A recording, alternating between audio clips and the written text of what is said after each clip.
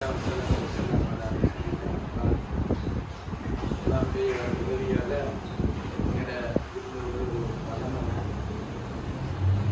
இந்த புலமை பரிசீலனையில் சித்தி பெறுற சிஷத்தில் பாஸ் ஆகக்கூடிய ஒரு கௌரவிப்பு நிகழ்வு ஒன்று நாங்கள் வைப்போம்.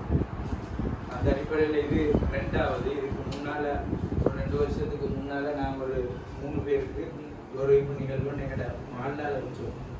அதுவும் தாயிரா பாடசாலையில் சித்தி பெற்றவங்க. அந்த அடிப்படையில் எங்களோட மதரசால பார்ட் டைம்லேயும் குரானை மன்னம் செஞ்சு பண்ணிக்கக்கூடிய எங்களோட முகமது யூசுப் அவங்க இந்த முறை சிஷத்தில் அவங்க சித்தி பெற்றுகிறாங்க. பொதுவாக இன்றைக்கு பள்ளிவாசல்களுக்கு அதே மாதிரி மதரசாக்களுக்கு பாடசாலைகளுக்கு சமூக சேவைகளுக்கு செலவு செய்யக்கூடியவங்கள்ட்ட கேட்டுண்டா அவங்க சொல்லுவாங்க.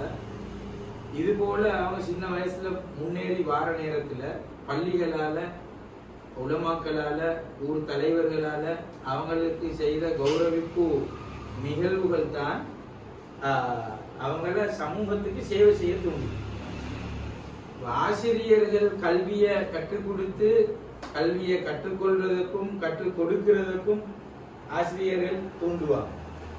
அப்ப அந்த புள்ள படிச்ச படிப்பை சமூகத்துல கொண்டு வந்த அந்த படிச்ச படிப்பால சமூகத்துக்கு என்னமான ஒன்று செய்யணும்டா அந்த புள்ள படிக்கிற நேரம் சமூகம் அந்த புள்ளைய உற்சாகப்படுத்திக்கும்.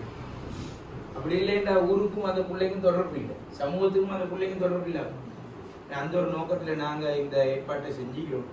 இன்ஷா அல்லாஹ் இந்த ரமலானுடைய மாதம் கடைசி 10 ஆரம்பமாக போற இந்த தருணத்துல நாங்கள் அல்லாஹ் கிட்ட பிரார்த்திக்கிறோம். இவருக்கு அல்லாஹ் அறிவை கொடுத்து கல்வியை கொடுத்து இஸ்லாமிய உரிமைகளுக்கு இன்றைக்கு நிறைய அச்சுறுத்தல்கள் இயக்கக்கூடிய இந்த காலகட்டத்தில் அல்லாஹ் தாலா நாயன் இவருக்கு உலக கல்வி மார்க்க கல்வி எல்லா கல்விகளையும் கொடுத்து ஒரு சிறந்த கல்விமான ஆக்கி முஸ்லிம்கள் மட்டுமல்ல இந்த நாட்டுக்கே பிரயோஜனமான ஒருவராக அல்லாஹ் தாலா இவரை கபூல் செஞ்சு கொள்ளணும் என்று பிரார்த்திச்சு இன்ஷா அல்லாஹ் அவருக்குரிய கௌரவிப்பு ஒரு நினைவு சின்னம் ஒரு சிறிய பணத்தொகை என்னோட கல்லூரியாக நான் இன்ஷா அல்லாஹ் இப்போ அவருக்காக வழங்குகிறேன்.